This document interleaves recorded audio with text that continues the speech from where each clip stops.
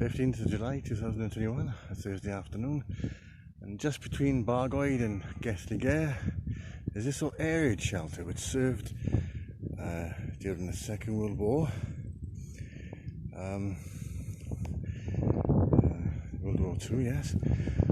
And I used to play around here when I was a boy. So this is just the remains of it.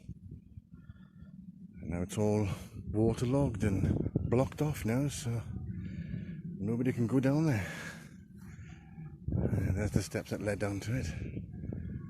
Yeah.